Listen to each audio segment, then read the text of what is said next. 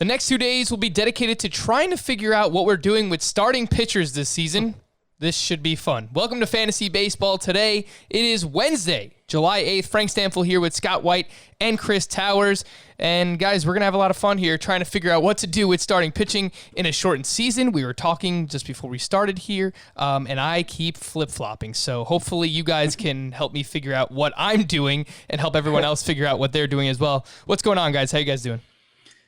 Doing great. What's been happening with starting pitchers in camp, early in camp here, I think maybe has been the most surprising thing of all. And I think it allows you to rethink what you were thinking before, because these Scott, guys are not treating it like a normal spring training. They're pitching much deeper than that. Don't be coy. Tell the people. Yeah, what we're seeing earlier. Yeah, because we don't have box scores to look at. No, they don't. I mean, we don't know what everybody's doing. We only hear what beat writers choose to tell us. But Garrett Cole went 5 innings in his first simulated start yesterday for the Yankees. Lance Lynn went 6, throwing over 80 pitches in his first start for the Rangers. I mean, those are the two that stand out the most. I mean, if they're already doing that in their first simulated start, then, they could do whatever after a couple more simulated starts by the time they're starting during the regular season. But even the guys who are going 3 innings now, you add an inning each start, and they'll be built up to 6 innings in time for their first start. We've heard individual pitchers say they'll be ready to throw 6. Max Scherzer has said that. Luis Castillo has said that. Even Ross Stripling has said that, as he is eager to win a rotation spot for the Dodgers. So I'm sure there will be some exceptions, and I don't know, maybe those even are the exceptions. Maybe there are more exceptions. Maybe there are just a lot of exceptions, but I don't think it's going to be nearly as widespread, the holding back of starting pitchers, or nearly as much of a concern those first couple times through the rotation as we were initially thinking it's going to be. So that certainly helps justify drafting starting pitchers early still.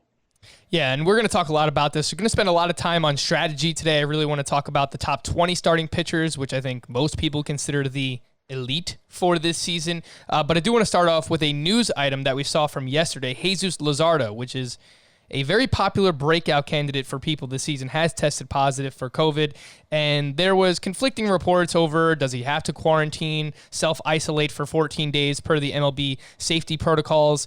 I know that they kind of went back on that. So, Scott, can you let us know what's the latest regarding Jesus Luzardo, and are you moving him down because of this? Because he was someone that was creeping inside the top 100 picks, maybe even higher than that.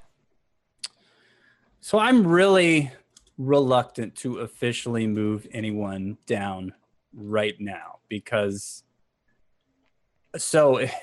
it's not like when a player tests positive, he has to quarantine for any length of time. There's really no timetable for these guys. They just have to be symptom-free and test and turn up 2 negative tests within a 24-hour period.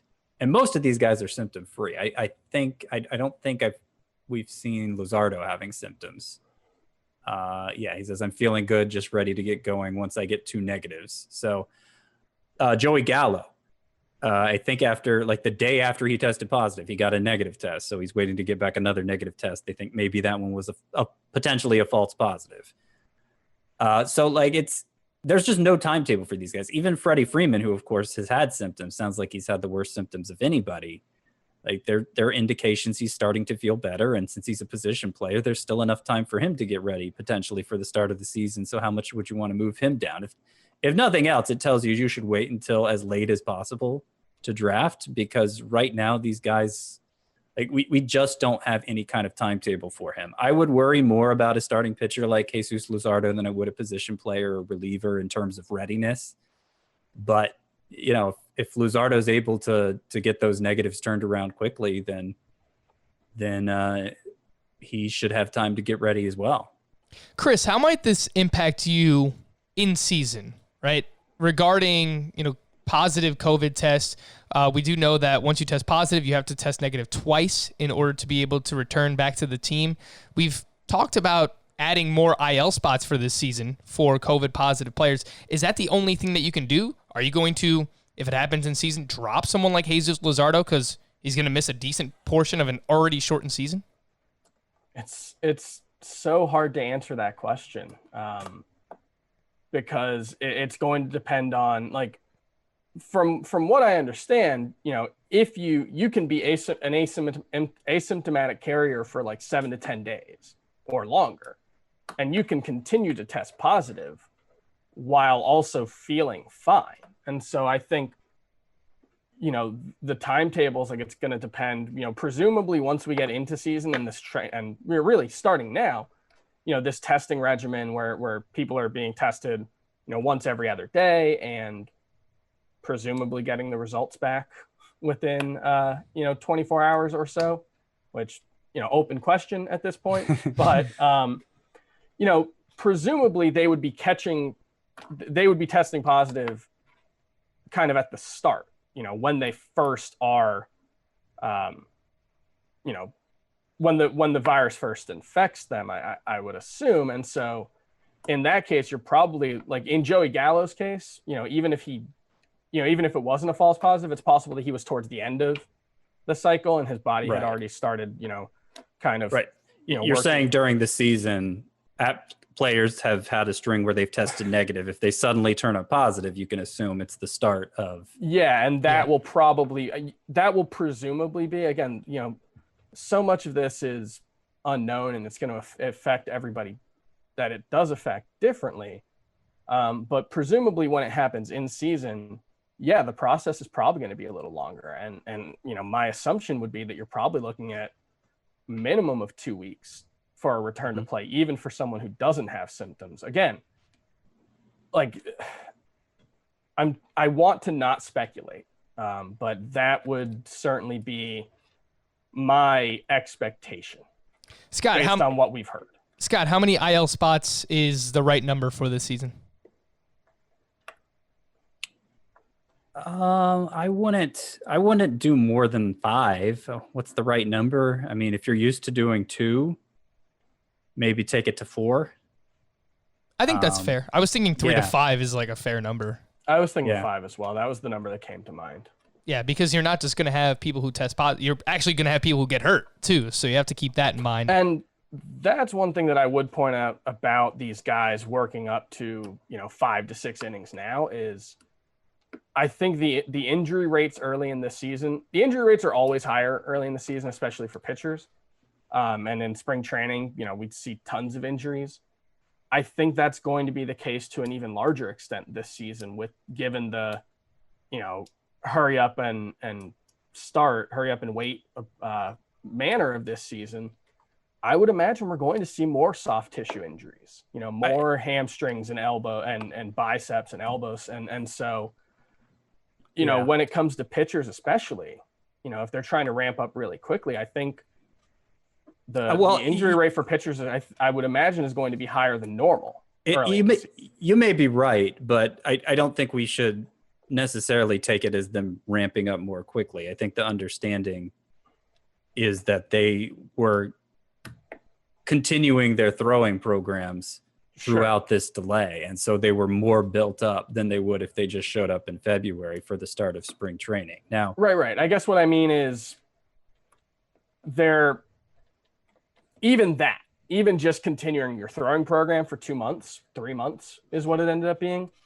That's a completely different scenario than what pitchers are usually doing. They usually have, pitch every 5th day, bullpen in the middle of it.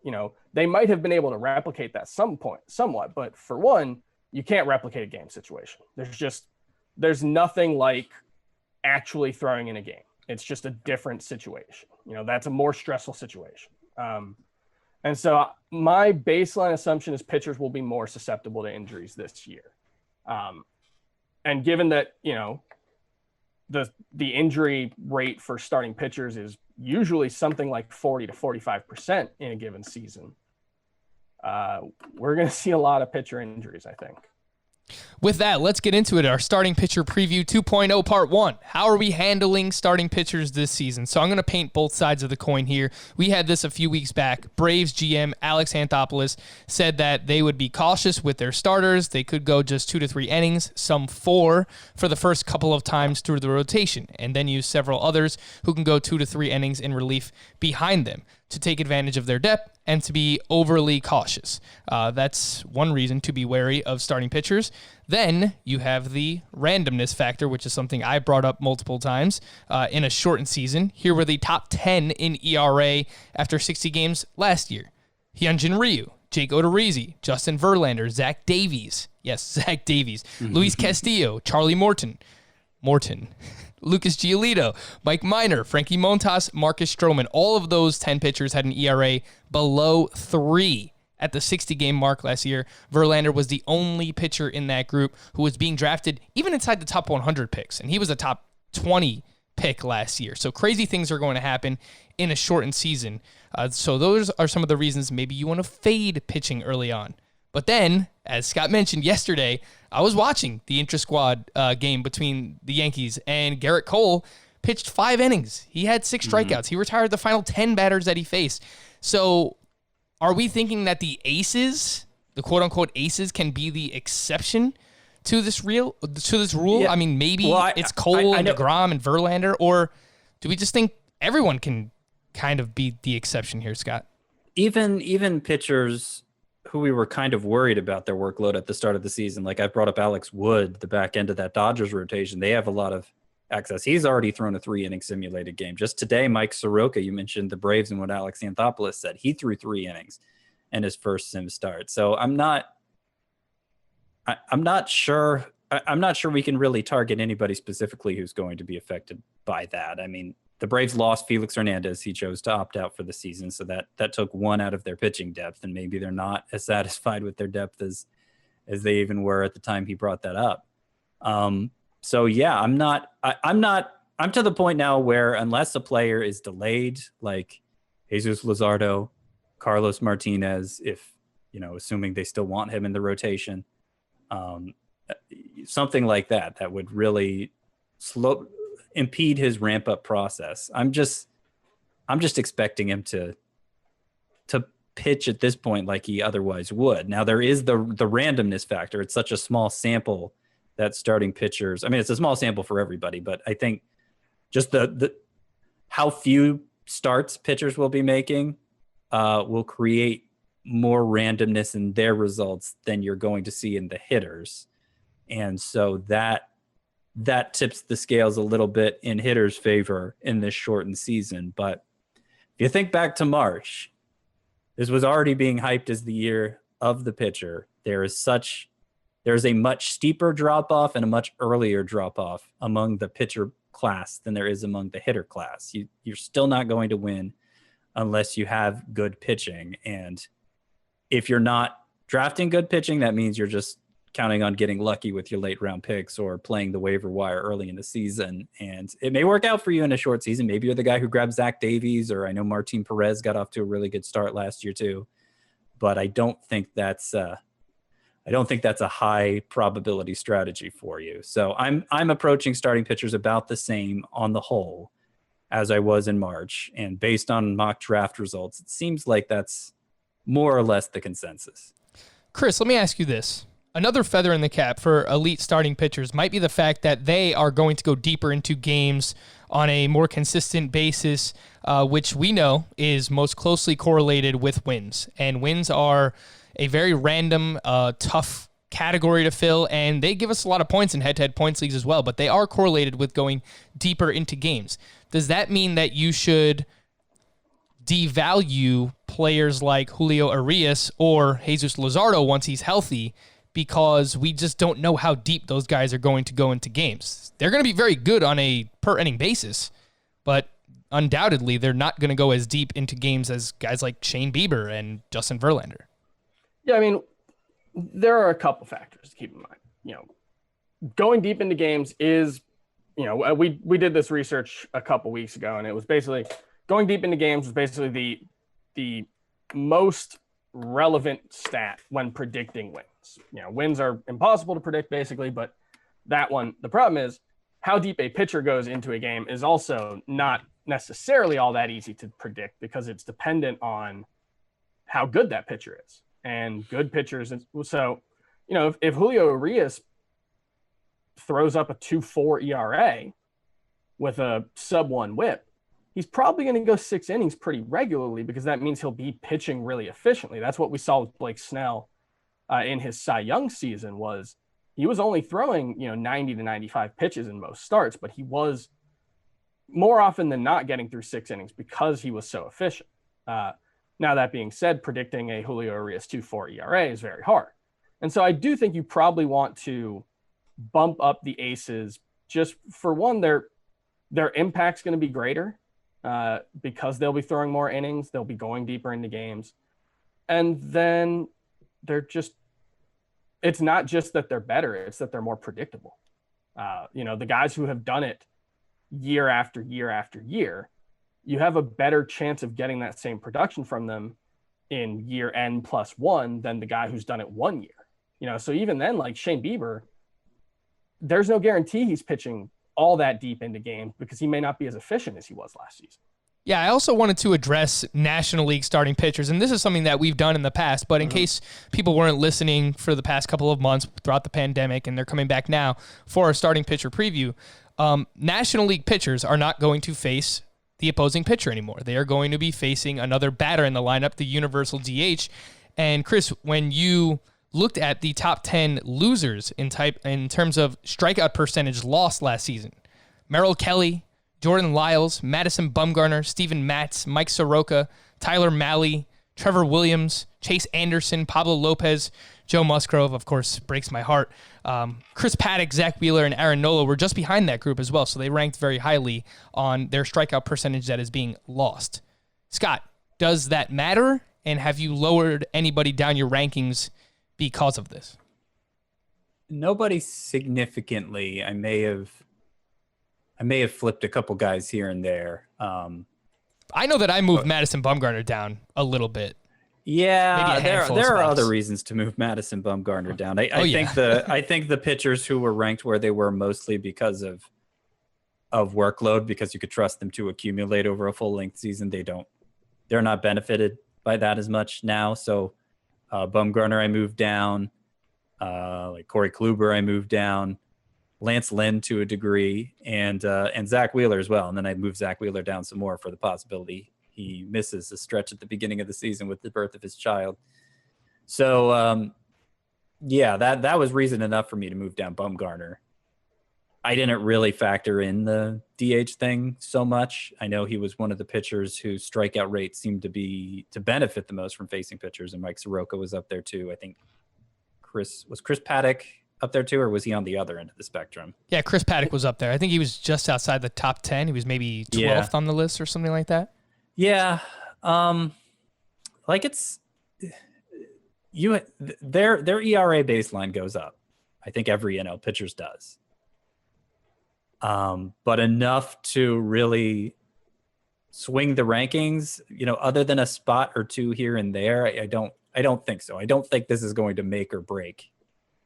Well, it could only break someone, I guess. I don't think it's going to break anybody. But you might use it as a deciding factor, right? Like if you're debating between, let's just say Charlie Morton and Chris Paddock. You say, one's in the AL, one's in the NL. I have them ranked closely anyway.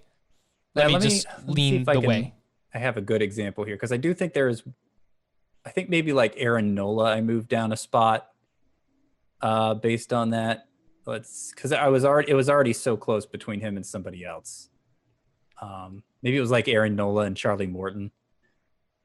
So yeah, I mean, it could come into play there. Yeah, I think a general rule of thumb would be a pitcher pitching in the National League, all other things being equal, would probably have like maybe 0.2 of a run lower of an ERA than you would expect in. Yeah, that's about what I was thinking too. Yeah, and that's pretty much been the case over the last like 5 seasons or so. You've had some seasons where it was as much as a half a run. There's actually one season in the last 5 years where the AL had a lower ERA than the NL. But generally speaking, you should.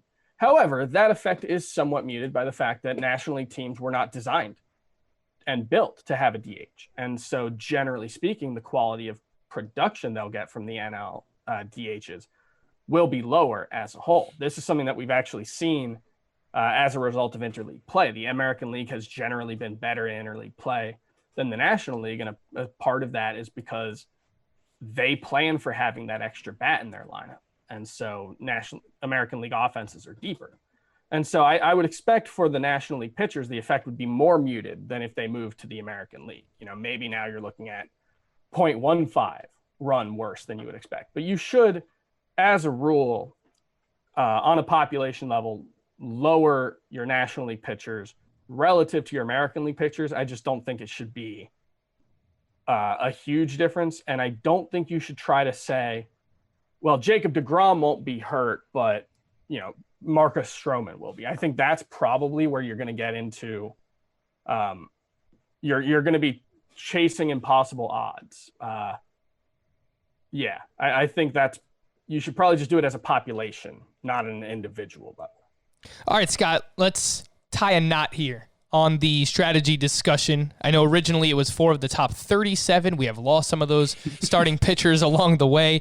They're still alive. They just have had some. That's not like my top 37 or your top 37. So. Right. So what are you doing? What's the overall strategy now, and does it change in head-to-head points versus Roto? I mean, I still try to get 4 of the pitchers that I think can be genuinely high-end frontline types going 6 and 7 innings consistently with more than a strikeout per. And I try to get at least 4 of them. I've been more often getting 5 lately, to be honest, which is fine with me because the hitter pool is so deep. What is that group in your ranking, Scott? Is it now 35? Is it the last guy for me?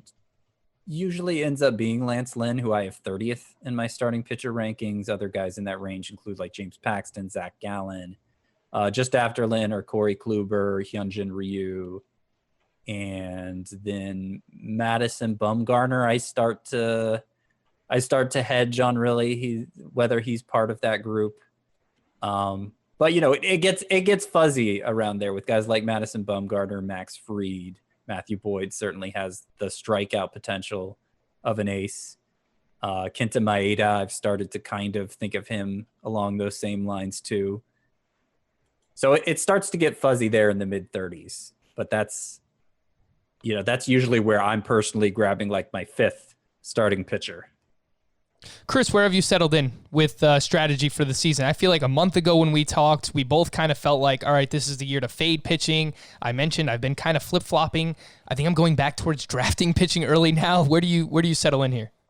I think as a general rule, you should have devalued pitchers relative to what your prior expectations were. However, in actually doing drafts lately, I've kind of found that I do wonder if people are going too far in doing that. I did a draft last week. It was a 12-team Roto with some industry people, and Jack Flaherty went 26th. I got Lucas Giolito in the 4th round, Tyler Glasnow in the 5th round, and Aaron Nola in the 6th.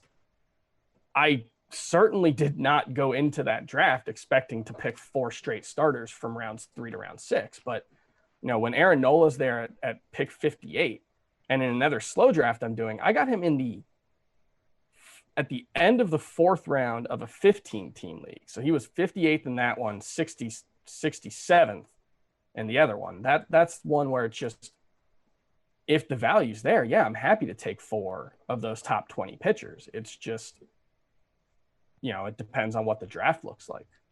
Yeah, I think typically I want 3 of my top 20, or I should say our top 20, Scott, because I realized we actually have the same 20 pitchers inside of our top 20 rankings.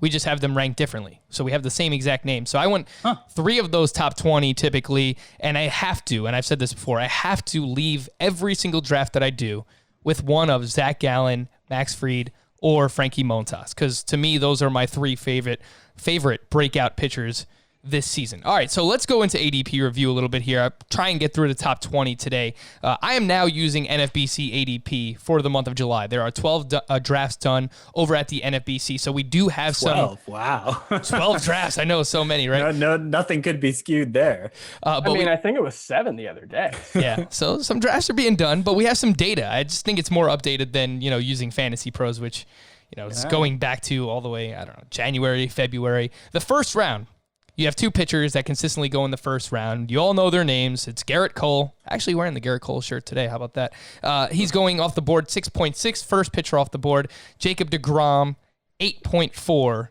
is the ADP. Scott, how many hitters have to go in the first round before you actually consider drafting one of Garrett Cole or Jacob deGrom? Huh. It's funny. We did an AL only Roto mock draft last night. I had the first pick and I took Garrett Cole. So in an AL only Roto league, it might be 0. Wow. But which basically means 4 hit. Like he's your number 5 player, right? At worst. In Roto, I think he's actually 6th because I have the. You have Travis. No, you know what? I think he's actually 7th because in Roto leagues. You have him 7th. Yeah, yep. They're the 5 big hitters, which I'm going to include Trout for now for the purposes of talking about this. The 5 big hitters we always talk about, 4 of them are in the NL. Then there's Trey Turner, the steal specialist, also in the NL. I in the write-up for that AL only mock draft, I pointed out that, high-end starting pitchers are so scarce in the AL player pool that in a mixed league, I still might have gone Trout over Cole. So, but the point is 7th is where I have him in 7th overall is where I have him in Roto. And I think I have him 2nd overall, just behind Yelich now. I've actually dropped him behind Trout, Garrett Cole. Yeah, in a head-to-head points league. In a head-to-head points league.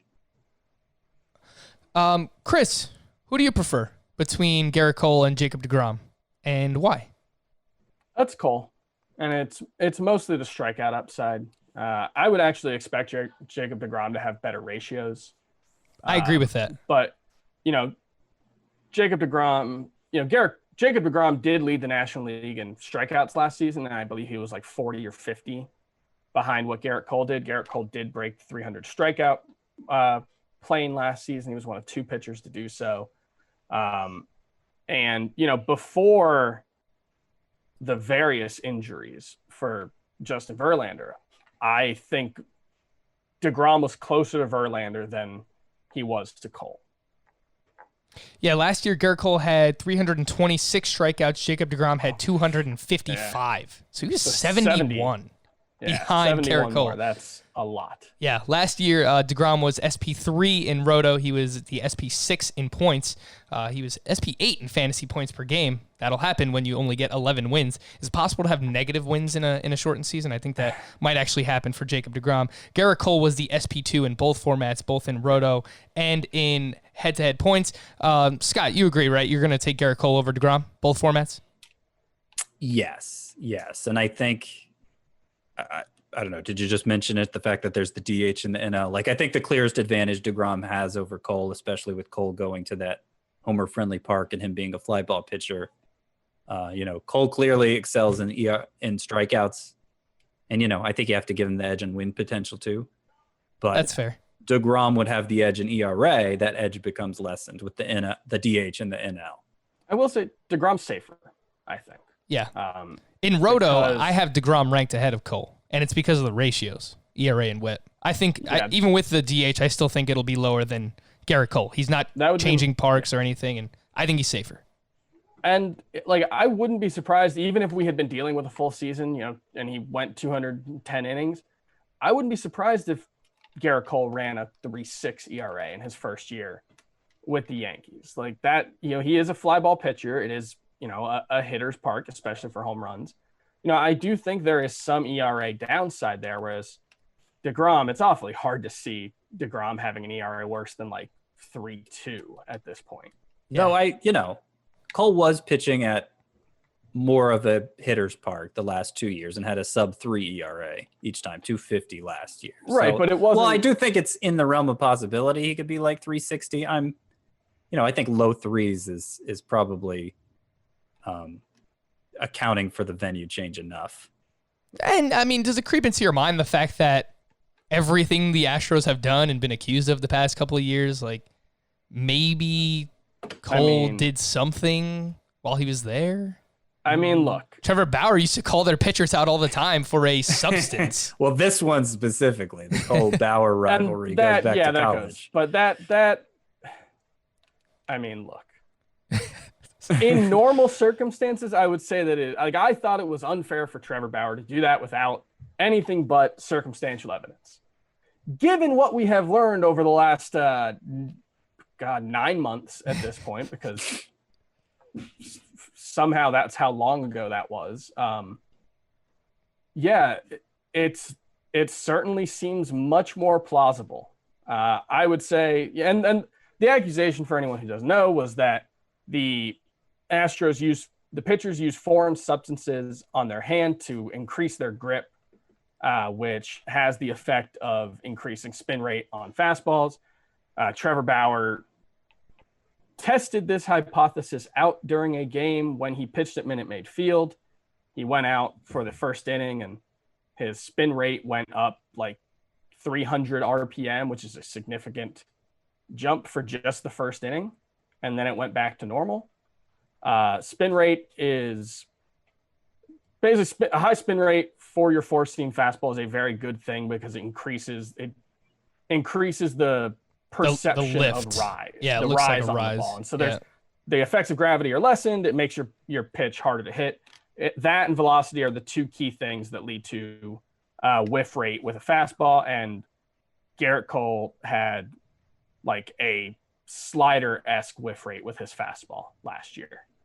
All right, these two guys are taking Garrett Cole in both formats. I'm taking Cole in head-to-head points, and I'm taking DeGrom in Roto. Early second round, ADP, Walker Buehler, according to NFBC ADP, 12 drafts in the month of July, is the third starting pitcher off the board.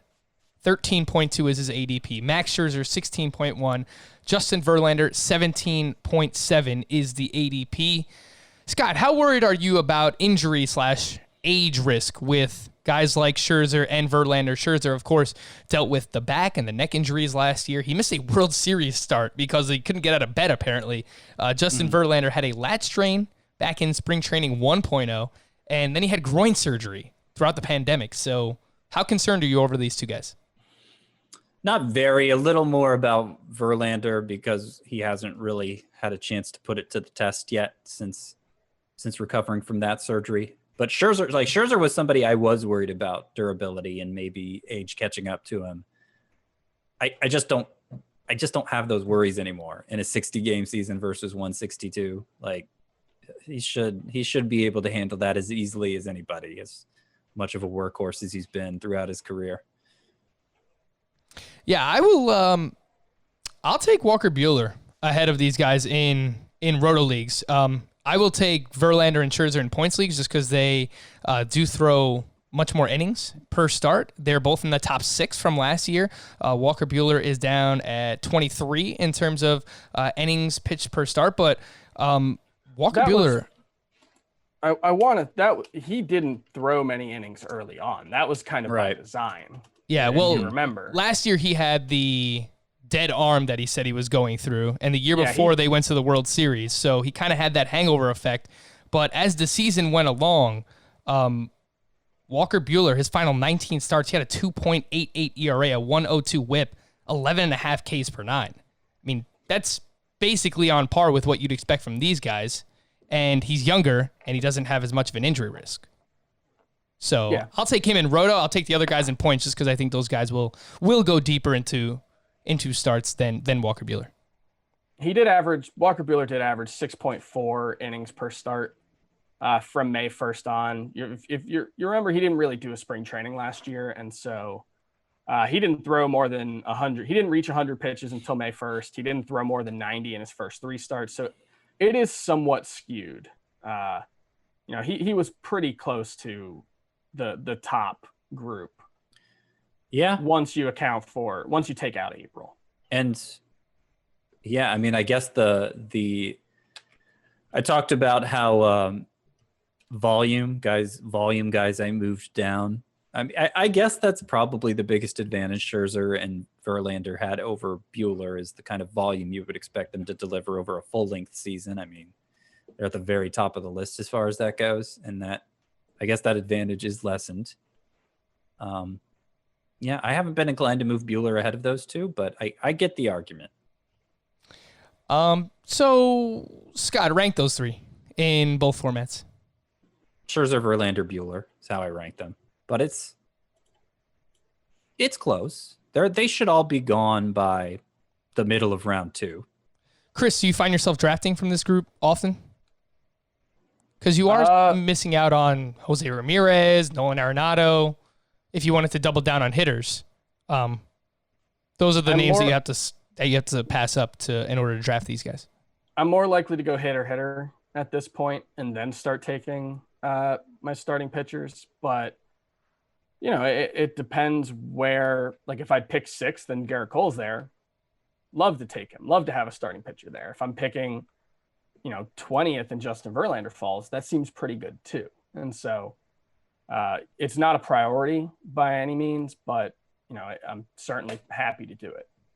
The next group of ADP, the late second, early third round, Mike Clevenger is back to being SP6 off the board. His ADP is 20.3. Jack Flaherty, 21.8. Shane Bieber, 24.9. And then Steven Strasburg in the middle of the third round at 30.2.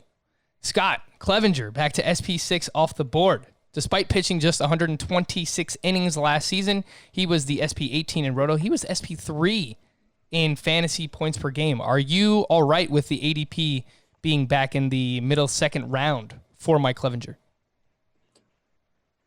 Yeah, I prefer Flaherty and Bieber personally, but it's easy to like. I think those three in some order make sense as the next 3 off the board, because after that I have Steven Strasburg, who obviously has a spotty history, and then after that Patrick Corbin, who I just don't think has quite the same upside.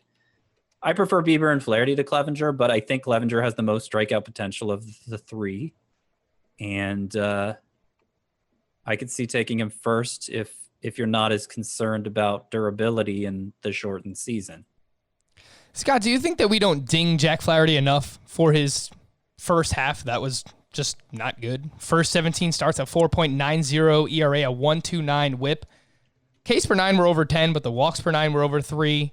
And then, of course, the final 16 starts an ERA below 1 with a 0.70 whip. I just feel like if that was reversed, Jack Flaherty would be a 4th, 5th round pick, maybe. Yeah, I don't know. I don't know that it's fair to play that, like, because we assume he got better in the second half, right?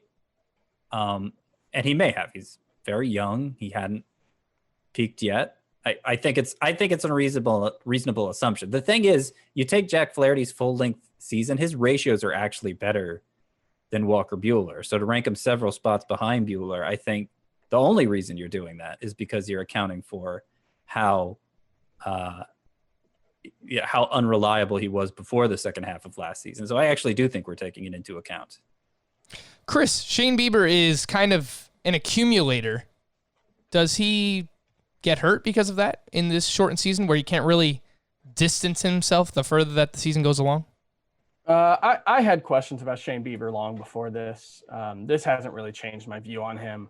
The problem with Shane Bieber, like, he pitched really deep into games, and that was a big part of his success last season, but he was also just awesome.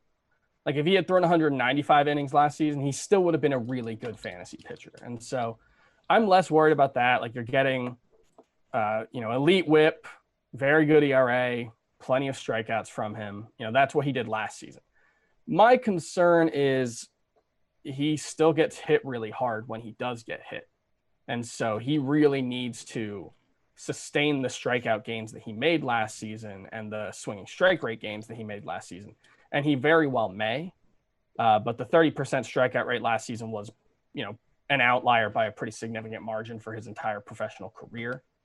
I'm pretty much out on both of the Cleveland Indians pitchers in this range at their price. I'm out on them. Yeah, I haven't drafted them.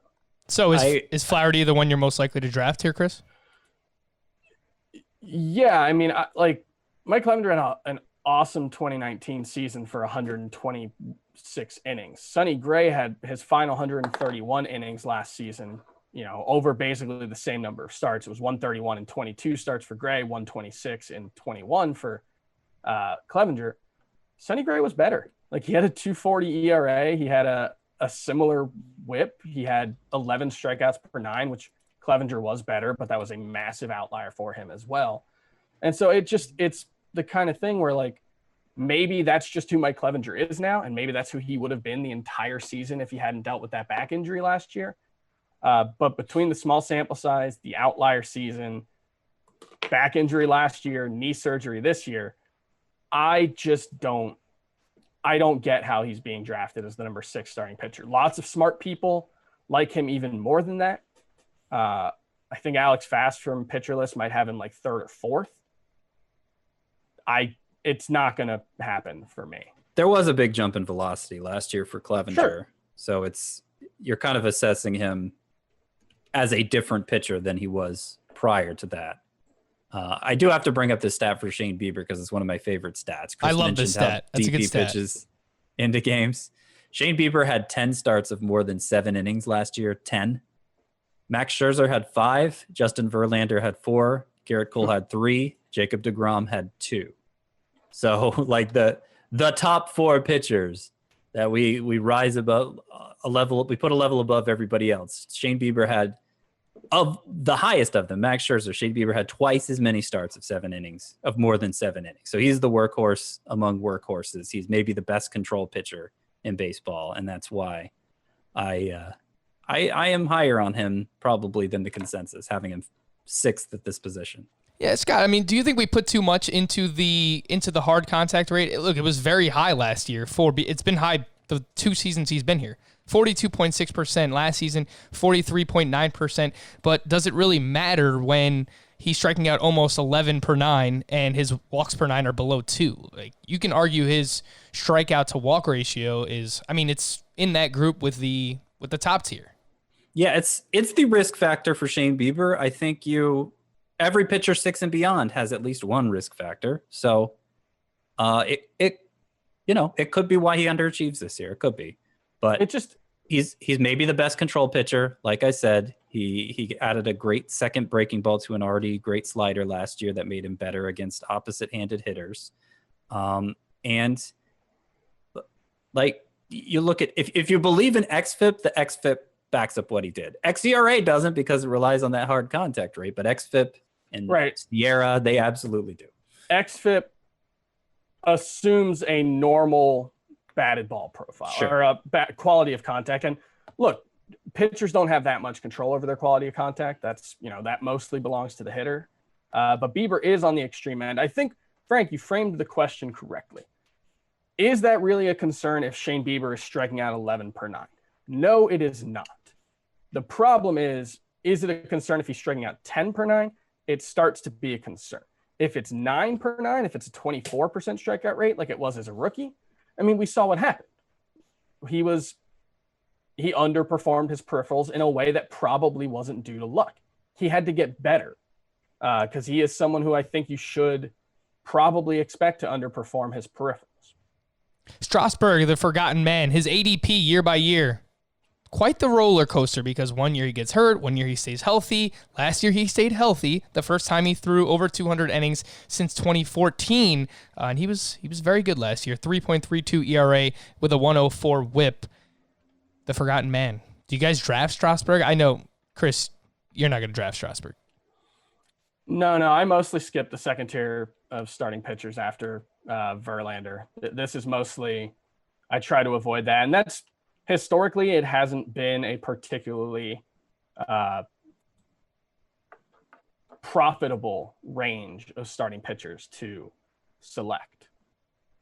Scott. And so, yeah, I don't trust Strasburg. Yeah, how are you? Where do you fall on Strasburg? Are you all right drafting him? Yeah, I'm good with Strasburg. I think he made some changes to his arsenal, reintroducing a curveball, which was a big pitch early in his career. It made him a better ground ball pitcher than ever. I feel like skills wise, there's actually fewer questions than ever for him. So it really just comes down to how durable you think he is. And last year was an exception in that regard. Of course, we're looking at only a 60 game season, which kind of normalizes durability. I think he's really good. I don't think I have too many shares of him this year just because it hasn't, I'm so high on Bieber, and by the time it gets back to me, Strasburg's already gone. But I would have no hesitation taking Strasburg as my number one if I went hitter in the first 2 rounds. Quickly promote some things. I know some people have wondered, are we going to have listener leagues this year? Of course we are going to have listener leagues, and the due date for these is Friday, July 17th. So next Friday, we are going to have 2 leagues. The podcast league will be a 12-team head-to-head points league. We're drafting that one Monday, July 20th at 10 p.m. Eastern time. I realize it's a little late, but myself, Scott, Chris, and Adam will all be in that league, which means there are 8 spots available for listeners. And then the For the People League will feature Heath Cummings. Yes, he will be part of this league. All of us will be in that league as well, plus Heath Cummings. So 5 in there. That's a 16-team head-to-head categories league. The draft for that will be Wednesday, July 22nd at 8 p.m. There are 11 spots available in there for listeners, so 19 spots available total. We will be, using songs again as the submission. So if you made a song back in February or March, resubmit that, fantasybaseball@cbsi.com. Send that song in that you made. If you don't have a song, if you don't have enough time or a way to make a song, then just email us. Let us know why you deserve to be in one of these leagues, the podcast league and the For the People league. Again, the due date for those emails and those songs is next Friday, July 17th. And just a reminder that this Friday, we are doing a mailbag episode, so drop your questions with a 5-star Apple Podcast review, or email us, fantasybaseball@cbsi.com. All right, when we come back, we'll get into the 3rd, 4th, and 5th round in ADP here, Fantasy Baseball Today. The 3rd and 4th round in ADP for starting pitchers looks like this, according to the NFBC ADP in July. Clayton Kershaw, 37.7. Blake Snell, 40.6. Luis Castillo, 42.6. Patrick Corbin, 44.8. Lucas Giolito, 46.8. And Charlie Morton, 47.8. The NFBC ADP is Roto, but Scott, I find it interesting that Blake Snell is second in this group, behind only Clayton Kershaw and ahead of everyone else. What do you think about that? I don't like it. I think not so good. I think there's a big, I talked about risk factors when we were talking about Bieber and how everybody from 6 and up in the starting pitcher rankings has at least one. Snell has several. I think he has a whole pile of risk factors, and I understand, inning for inning. Well, he wasn't really the best pitcher in baseball in 2018 because DeGrom clearly was, but he was the second best, sub 2 ERA. That's amazing, particularly in this environment. Snell might be the best pure bat misser among starting pitchers as well. Even in a bad year, he had what would have been by far the best swinging strike rate if he qualified. But pitching deep into games has been a consistent even in a Cy Young winning season. He didn't pitch deep into games consistently. He has efficiency issues at times. He's had elbow surgery at the end of last season. He had a cortisone shot in that same elbow this spring. And any missed time in a 60-game season is, of course, potentially disastrous for your fantasy team. So, yeah, there would be several pitchers ahead of Snell for me. Scott, that was Blake Snell calling you to tell you how wrong you are about your analysis of him. Chris, if you're just talking upside versus downside, is the answer Blake Snell for both of those? The highest upside and the most downside of this group? I think it's probably close with Lucas Giolito. Yeah. I mean, we've seen Lucas Giolito. Like, the downside for Blake Snell, for me, is just he's not healthy enough to be a good pitcher. Either that means that he's pitching at less than 100% or he's not pitching at all. I actually don't really have much concern about the performance. He was largely the same pitcher last season as he was the year before. And I think we just saw kind of both ranges of outcomes. I don't know if he has more upside than anyone else in this group, though. Like, Charlie Morton has plenty of upside. Lucas Giolito has plenty of upside. Tell us, Chris. And so, It seems like every fantasy baseball analyst on Twitter is saying they're not going to draft Blake Snell, and yet he has remained. His ADP is basically unchanged from the overall Fantasy Pros ADP to the only 12 drafts granted, but someone's lying about not drafting Blake Snell because that ADP does seem too high, and I'm the guy who typically wants to target the injury risks, but in his case, the risk isn't really being priced in.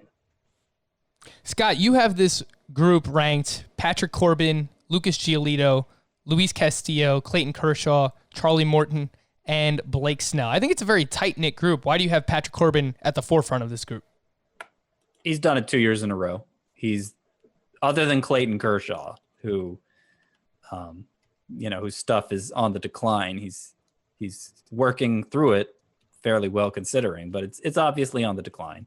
But other than Clayton Kershaw, Corbin's the only one who's done it 2 years in a row. And, that counts for a lot at this position where there's so much volatility. Lucas Giolito was the SP17 in points, the SP13 in Roto last year, and just the year before, back in 2018, he had a 6.13 ERA. That was the highest among qualified starting pitchers. Last year, he finally became the pitcher we were all hoping that he could become. A 3.41 ERA, 1.06 whip, over 11 Ks per nine, 2.9 walks per nine. Developed this changeup, changed his pitching mechanics. One of the best changeups in baseball last year for Lucas Giolito. And what I'd like to see in the second half from Giolito was that in 12 starts, he went at least 6 innings pitched in 11 of those. So he started going deeper into games as well. I understand that there's inherent downside with Giolito if he just isn't the pitcher that he was last year again, but I'm here for it. He's ranked inside my top 12. I'm drafting him. Yeah, that 6.13 ERA in 2018 tells the story of his turnaround pretty well.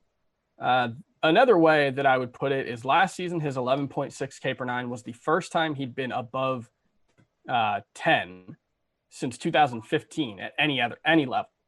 And so, when we said the guy we'd hoped he'd be, I mean, we're going back a long way on hoping, because Giolito was the top prospect in baseball, back in the 2015, 2016 era. And, things started to go wrong for him even before he got to the majors. The stuff wasn't as good as it was early in his professional career. So this was, not just a long time coming. It was, relatively out of nowhere. I think most people had rightly given up on Lucas Giolito. And, this is the other side of the there's no such thing as a pitching prospect saying, is that sometimes guys really do turn it around out of nowhere. And unfortunately, that also means that he may turn it back around this year. It's kind of unclear, but I am more than happy to take Lucas Giolito. I've taken him as my number one pitcher several times. If you get him as your third, you're going to have a pretty awesome pitching staff. I mean, you'd probably have to start SP to get him probably as your third starting Lucas pitcher. Giolito never gets past me in the third round. I don't feel like. So, yeah. Scott, are you comfortable Are you comfortable with him as your SP1? It's never the goal. Sometimes I take a picture in round 2. Sometimes there's somebody better left in round 3 for me to take, and I don't have to resort to Giolito as my number 1. But I do have several leagues where he is my number 1, just because that's the way the draft shook out. And I like him. I have a lot of Lucas Giolito. I am here to profess my love for Charlie Morton. The guy was just so great last year, even better than what the pitcher he was with the Astros, where at least I did. I had some skepticism last year. Was that going to carry over to the Tampa Bay Rays? Well, it did. 3.05 ERA, a 1.08 whip, a career high 11 Ks per nine, and a 3-year best 2.6 walks per nine for Charlie Morton. Scott, why do you have him last of this group? Is it just the age, the fact that he hasn't been able to stay healthy really before last season? Unfair. He has had one injury over the last 3 seasons. He missed 1 month in the last 3 seasons due to an injury, and half of that time was spent on a minor league rehab assignment. Charlie Morton's injury risk, besides the fact that he's old, which means there's injury risk always. Charlie Morton's injury risk is overstated. His injury risk is no higher than any other 47-year-old pitcher. Yeah, I actually have him ranked first of this group in Roto leagues. Head to head, I ding him a little bit because he doesn't go as deep into games. I could be talked into moving him up to first. I don't feel great about Luis Castillo 12th, but right behind Lucas Giolito. I don't love taking Kershaw. So, like, part of it was less about him being injury prone than just not being as tested as you think he is in terms of being a top of the rotation innings eater, because the Astros didn't treat him like that. For the Astros, he was just an extra guy, like they had so much depth everywhere, and they kind of treated him like kind of like you'd treat a fifth starter in terms of how much they used him. So, could he maintain that again over a full length season? Well, now it's a moot point because it's not a full length season. So it's just a matter of looking at the skills and the ratios. And I think Morton does come out ahead there. Yeah. You mentioned that AL only draft that we did last night. I took him at the turn. I had the 10th pick. I took him with my second round pick right there. So 11th overall. And an AL only, I mean, you got to get your pitchers. The rest of our top 20 starting pitchers and where they are in ADP right now. Yu Darvish, 51.1. Chris Paddock, 54.2, both going in the 5th round. And then you have Tyler Glasnow, 63.2. Zach Greinke, 64.8. Aaron Nola, 67.1. So Nola is actually going behind Jose Barrios right now in this ADP. And there was a COVID scare. Scott, what's the latest when it comes to Aaron Nola? Oh, he's back. He was kept away from the team because of a contact tracing thing. Yeah, but he's back with the team. He was, working out in the outfield a couple days ago. I don't think his readiness is going to be impacted. I do wonder, since we're only talking 12 drafts here, how much that influences where he's going here, because he seems like he's fallen here, and I think I don't like that.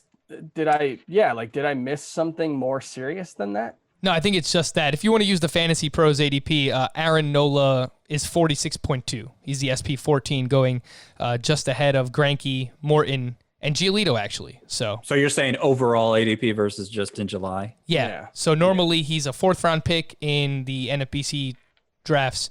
Right now he's a 6th-round pick, and I think it was somewhat influenced by that. But, I mean, there were reasons to be worried anyway, right? I mean, he did not have a great season last year, Scott. So why... What are you laughing about? You said raisins. Did I say raisins? Yeah. I guess Adam is taking over my mind, and now I'm talking about raisins. Adam loves raisins. Raisins are gross, by the way, and I will tell Adam that. What is wrong with him? A horrible snack. Just not good. I don't think they're good to eat just straight up. I think probably as an ingredient, this kind of burst of sweetness, they work. But, you wouldn't need a spoonful of mayonnaise either. Anyway... I don't like mayonnaise either. I think people are being unfair to Aaron Nola. Tell us why. If they're downgrading him below, outside the top 15, because, I mean, he had a 2-year run there where he was clearly one of the best pitchers in baseball. And if you throw out April of last year, he was thin too. I mean, a lot of high-end starting pitchers had trouble last April. I suspect it was because of the change of feel on the ball, the seams being lower, which of course also led to more home runs, but just the getting a feel for that ball, it took, some pitchers openly talked about it. So I suspect that may have been responsible in Nola's case too. He also complained about his pitching coach at the time, Chris Young, a more analytical approach that maybe isn't well suited for Nola's particular skills, had him pitching up in the zone more, and the home run rate did go up. The walk rate went up too, which was weird. Nola had never been a walk guy. So I think it was just a fluky season for Nola. And it still managed to be pretty good. It was obviously a disappointing coming off the near Cy Young season of 2018, but it was still very strong season relative to starting pitchers as a whole. And I think there's a good chance he bounces back completely this year. The question I have is how much of this is just like he was so disappointing in 2019 coming off that 2018 season that he's kind of being dinged extra for failing to live up to expectations. And you should never have expected him to repeat 2018. He was never going to be a mid-twos ERA guy. He's not Jacob deGrom. He's not Garrett Cole. But, like Scott said, from May 1st on last year, he was a 3.54 ERA pitcher with, more than a strikeout per inning. He's good. I don't think his rankings reflect how good he actually is. And I wonder whether that's a part of it. Scott, who are you most likely to draft from this group? Yu Darvish, Chris Paddock, Tyler Glasnow, Zach Greinke, and Nola. If it's Nola, then give me It is Nola. Give me the pitcher you're second most likely to draft. This is kind of Scott's tier, isn't it? Yeah, that's why I'm not sure that there's anybody more likely than anybody else. It's just kind of who happens to fall. I don't have a lot of shares in Chris Paddock. I feel like my concerns for him are higher than is shared by the industry as a whole. Basically just a 2-pitch pitcher and got lucky with the home runs last year, I think. Apparently he has a wipeout curveball now, Scott. Can't sleep on that wipeout curveball. We'll see. I'm not afraid to take Chris Paddock, but I certainly prefer Nola. I prefer Glasnow, especially given how we don't have to worry so much about Glasnow holding up now that it's just a 60-game season. He was the best pitcher inning for inning last year.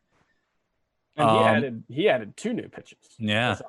So yeah. What's the second pitch? And a changeup. Okay, yeah, I know he was working on a splitter. Splitter's much more a work in progress. Okay. But yeah, Glasnow's numbers were just ridiculous. It was only over 60 innings or something, right? Yeah. He had a 1.78 ERA, 0.89 WHIP, 50% ground ball rate, limited hard contact, 28.8%, which last year everyone's hard contact was up, and he was, inducing that level of soft contact. Tyler Glasnow is interesting for sure. He basically had Blake Trinan's season last year. What do you mean by that? Only 60 innings, but he was absolutely unhittable. He was like an elite closer in terms of the sample size. Blake Trinan's 2018? No. Oh, sorry. Yeah. Liam Hendricks. Liam Hendricks. Okay. Yeah. Right. It's this big turnaround for him. You want to believe it. The skills look great, but it is a small sample size. So there is some skepticism there. Yeah. We were pretty excited about him heading into last season. I mean, he looked good down the stretch for the Rays after coming over in that awful Chris Archer trade. Awful for the Pirates. I guess Morton's probably the guy I take most of this group after Nola. I take quite a bit of Yu Darvish. Yeah. Tyler Glasnow. Sorry. I take quite a bit of Yu Darvish as well. Well, tell us about Yu Darvish, Scott, because I'll reference this a lot, and I remember watching the start last year where he allowed 6 or 7 walks to the Miami Marlins. Of all teams, it was a start in Wrigley. It was a day start. I remember watching it. And it was basically after that start that he just completely turned it around, had the ridiculous strikeout to walk ratio for the rest of the season. And I know you traded for him, so you buy all the adjustments he made. I know I think he changed his mechanics, and he started using this cutter about 35% of the time, and it was an amazing pitch for him. But will those things carry over this season is the question that I have. Let me tell you, Yu Darvish, last year's Yu Darvish is one of my proudest moments, I think, ever as a fantasy analyst, because I stood by him the whole time. Yep. I looked at what he was doing. I said, yeah, the walks are bad, but that's all that's bad. If he can get the control under control, he could be really good. And I almost backed off that stance, that exact start you're talking about, when the Twitterverse was crying out in unison. I mean, he had 15 walks and 14 innings in his lamenting last 3 starts before that. Lamenting the demise of Yu Darvish. But I didn't. I held firm. I even traded for him in Tout Wars, all the good it did me. And yeah, I didn't expect him to walk just 7 over his final 13 starts or whatever it was. I didn't expect that extreme turnaround in control, but otherwise it played out like I thought it would, with him being just a bat missing extraordinaire. And there was a change. There were changes in pitch selection there. I mean, he has 10 pitches and is working on another this preseason. So, I guess that kind of adds some volatility just in terms of how long is it going to take him to find the right mix at a given time. But, maybe he learned something last year, more cutters and splitters. And obviously the results were amazing down the stretch. Well, you've got 10 pitches. Why not make it 11, Scott? I will just add, don't sleep on Zach Greinke. He's just another one. Not the same upside as a Charlie Morton, but I think he gets dinged because of his age. He's 36 years old. He was a top 5 pitcher in both head-to-head points leagues and in Roto last year. Obviously still has the Houston Astros run support behind him, so don't sleep on Zach Greinke in this range. Doesn't have the upside of some of these other guys, but I still think that he is a serviceable starting pitcher. All right, guys, we'll wrap it up there. The top 20 starting pitchers, a lot of strategy today. Tomorrow, we'll get into a whole lot more pitchers here on our SP Preview 2.0 Part 2. For Scott and Chris, I am Frank. Thank you all for listening and watching on the Fantasy Baseball Today YouTube channel. We'll be back again tomorrow. Bye-bye.